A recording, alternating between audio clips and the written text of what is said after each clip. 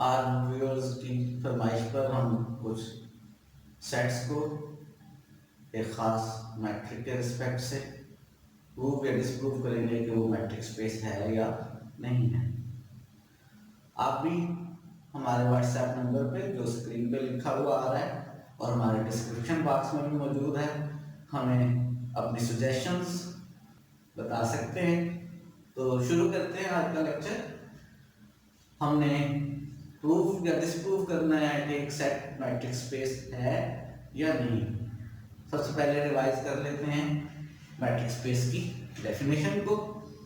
अगर हमें एक सेट x दिया हो और एक function d x cross x से r पर गिवन हो, तो फंक्शन d अगर इन फोर प्रॉपर्टीज को सेटिस्फाई करे तो हम कहते हैं वो फंक्शन d एक मैट्रिक है, और सेट x को हम कहते हैं वो एक मैट्रिक स्पेस है। अगर हमें कोई सेट x दे दिया जाए और d का कोई फार्मूला दे दिया जाए और हमें चेक करना हो कि d मैट्रिक और x मैट्रिक स्पेस है या नहीं है, तो हम उस d के लिए इन फोर प्रॉपर्टीज को चेक करेंगे। पहली प्रॉपर्टी हम चेक ये करेंगे कि जब भी x के दो एलिमेंट्स के दरमियान d कैलकुलेट किया जाए फार्मूले के मुताबिक, तो आंसर हमेशा 0 या 0 से ग्रेटर होना चाहिए। दूसरी प्रॉपर्टी हम चेक करेंगे कि जब भी x के दो एलिमेंट्स के दरमियान d का आंसर 0 आए, अगर आंसर 0 आए तो एलिमेंट सेम होने चाहिए। एलिमेंट सेम है वो दोनों, तो d का आंसर 0 होना चाहिए। ये प्रॉपर्टी हम इफ एंड ओनली इफ के साथ चेक करेंगे। इफ एंड ओनली इफ यानी अगर हम कहें कि दो एलिमेंट्स लेकर d का आंसर 0 आ रहा है, तो हमें प्रूफ करना होगा कि एलिमेंट सेम है। और अगर हम एलिमेंट को सेम ले लेंगे तो हमें प्रूव करना होगा कि उनके दरमियान d का आंसर 0 है। तीसरी प्रॉपर्टी हम चेक करेंगे, हम कैलकुलेट करेंगे d x1 और x2 के दरमियान, और d कैलकुलेट करेंगे x2 और x1 के दरमियान। आंसर सेम आएगा तो हम कहेंगे ठीक है, ये d मैट्रिक की कंडीशन को सेटिस्फाई कर रहा है। और फोर्थ प्रॉपर्टी, अगर हम तीन एलिमेंट्स लें सेट x के x1 x2 x3, हम कैलकुलेट करें x1 और x3 का d, और कैलकुलेट करें x1 x2 और x2 x3 का d, और उसको ऐड करें तो x1 x3 का d जो है वो लेसर इक्वल होना चाहिए x1 x2 के d प्लस x2 x3 के d से। इसको हम ट्रायंगुलर प्रॉपर्टी भी कहते हैं। अगर ये फोर प्रॉपर्टीज d सेटिस्फाई कर जाएगा तो हम कहेंगे d मैट्रिक है और सेट को मैट्रिक स्पेस कहेंगे। ये बातें हमने रिवाइज कर ली हैं। इस वक्त एक एग्जांपल करने लगे हैं। एग्जांपल में d का नाम उसने d डबल प्राइम रख लिया है। ये r क्रॉस r से r पर एक फंक्शन है, यानी जो इस वक्त हमारे पास सेट x था, जिस x को हमने सेट चेक करना है कि वो मैट्रिक स्पेस है या नहीं, वो सेट x हमारा इस वक्त r है। और d डबल प्राइम का फार्मूला क्या है कि जब भी आप इस r के यानी इस x के आप कह सकते हैं दो एलिमेंट्स x1 और x2 के दरमियान d कैलकुलेट करते हैं, यहाँ पे वो d डबल प्राइम नाम दिया गया है, d डबल प्राइम कैलकुलेट करते हैं, तो आपने क्या लेना है, x1 का मॉडुलस लेना है, x2 का मॉडुलस लेना है, और उनमें से जो मैक्सिमम आए वो हमारा आंसर होगा। इस d डबल प्राइम के रिस्पेक्ट से हमने क्वेश्चन की डिमांड ये है कि शो ये करें कि ये मैट्रिक नहीं है।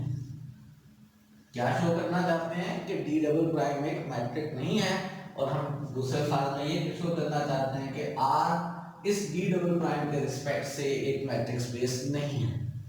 अगर हमें प्रूव ये करना है कि d डबल प्राइम में मैट्रिक नहीं है, तो हमें ये वाली चार प्रॉपर्टीज प्रूव करनी है। देखते हैं प्रूव हो पाती हैं या नहीं हो पाती हैं। अगर प्रूव ना भी करना हो, ये प्रूव करना हो कि नहीं मैट्रिक है, तो भी हम इन प्रॉपर्टीज को प्रूव करने की कोशिश करेंगे, और हो जाएंगी तो ठीक है। किसी स्टेप पे हमें प्रॉब्लम होगी, हम अड़ जाएंगे, नहीं हो पा रहा होगा, तो वहां से काउंटर एग्जांपल ढूंढ के कह देंगे कि ये एक मैट्रिक नहीं है। तो हम प्रूव करने की कोशिश करते हैं कि d डबल प्राइम एक मैट्रिक है। लेकिन इससे पहले कि हम प्रूव करें, मैं एज एन एग्जांपल कुछ दो चार एलिमेंट्स का d डबल प्राइम कैलकुलेट करके देख लेते हैं कि आखिर d डबल प्राइम हमें मिलता किस तरह से। फॉर एग्जांपल, अगर मेरे पास रियल नंबर नंबर 2 हैं और मुझे इनके दरमियान डी डबल प्राइम कैलकुलेट करना है। तो डेफिनेशन के मुताबिक मुझे क्या लेना है, मैक्सिमम नंबर लेना है इन दो में से, 1 के मॉडुलस और 2 के मॉडुलस में से। हमें मालूम है 1 का मॉडुलस 1 है, 2 का मॉडुलस 2 है और इनमें से मैक्सिमम नंबर 2 है। तो डी डबल प्राइम अगर हम कैलकुलेट करते हैं 1 और 2 के दरमियान तो आंसर 2 आता है। इसी तरह से अगर फॉर एग्जांपल आपको डी डबल प्राइम कैलकुलेट करना है -1 और 0 में, तो क्या आंसर हम लेंगे, हम लेंगे डेफिनेशन के मुताबिक ये जो यहाँ हमने दी हुई है मैक्सिमम लेना है -1 के मॉडुलस और 0 में से। और -1 का मॉडुलस कितना है, 1 है, 0 का मॉडुलस 0 है और इनमें से मैक्सिमम नंबर कौन सा है, 1 है। तो इन दो नंबर्स के दरमियान डी डबल प्राइम का आंसर कितना है, 1 है। अगर फॉर एग्जांपल हमें डी डबल प्राइम कैलकुलेट करना हो 3 और -3 के दरमियान, तो हमने लेना होगा मैक्सिमम इन दो में से 3 के मॉडुलस और -3 के मॉडुलस में से।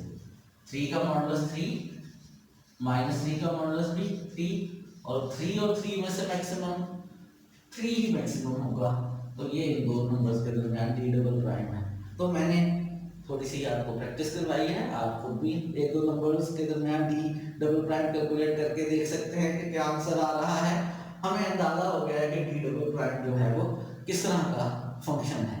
अब हम इसके लिए कंडीशंस चेक करते हैं।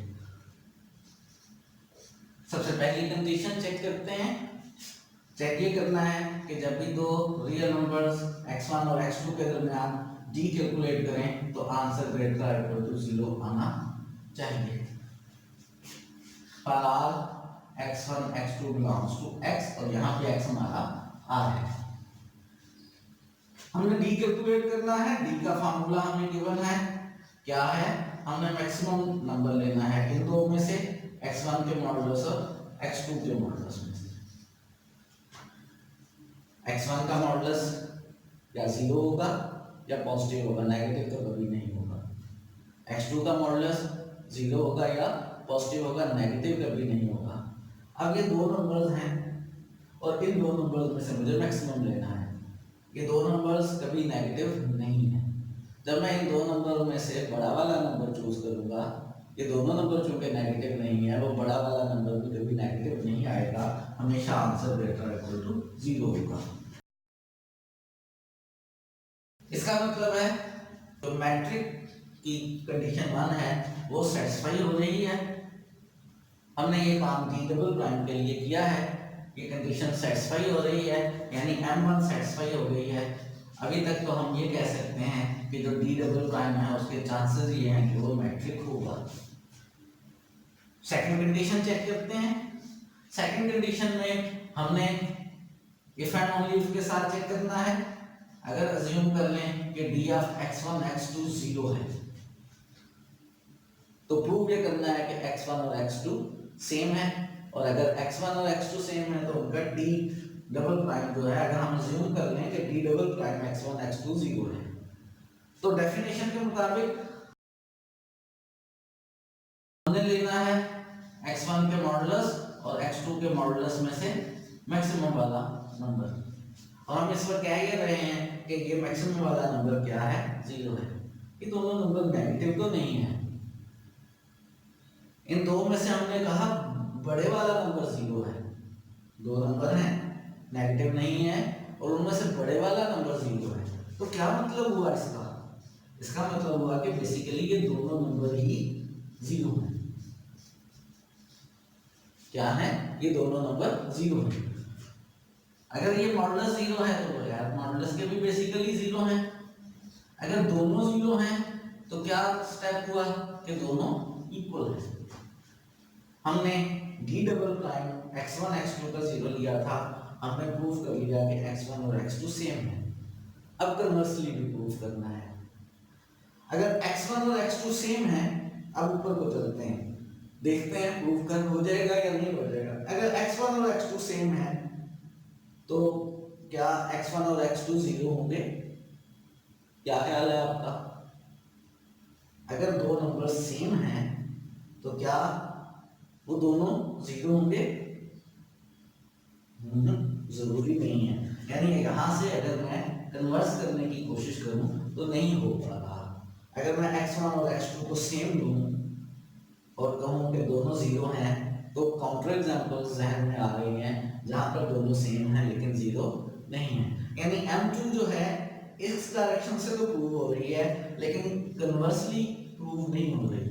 हमें यहाँ पे काउंटर एग्जांपल दे देंगे और कह देंगे कि m2 प्रूव नहीं है, और अगर m2 प्रूव नहीं है तो m3 m4 को चेक करने की जरूरत ही नहीं है। हम कह सकते हैं कि ये d डबल प्राइम एक मैट्रिक नहीं है और r इस d डबल प्राइम के रिस्पेक्ट से मैट्रिक स्पेस नहीं।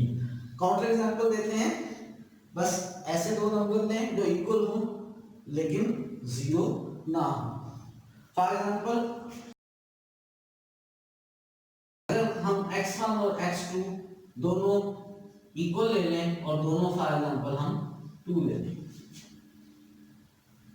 अब m2 के अकॉर्डिंगली आंसर तो क्या आना चाहिए, d डबल प्राइम का 0। लेकिन जब हम इनका d डबल प्राइम कैलकुलेट करें, यानी x1 और x2 के मॉडुलस में से मैक्सिमम नंबर चूज करें, मैक्सिमम चूज करें, x1 का मॉडुलस इस वक्त 2 है, x2 का मॉडुलस 2 है, तो आंसर 2 आ रहा है।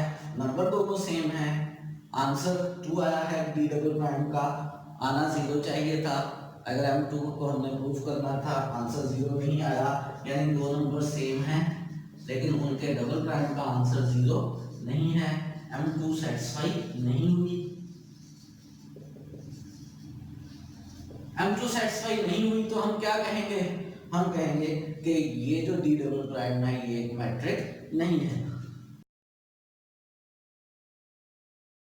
कंक्लूजन निकल आया कि d डबल प्राइम एक मैट्रिक नहीं है। और हम ये भी कह सकते हैं, वो कि पूछा नहीं गया एग्जांपल में, लेकिन हम कह सकते हैं कि R is not metric space with respect to d double prime, के जो R है वो d डबल प्राइम के रिस्पेक्ट से मैट्रिक स्पेस नहीं है।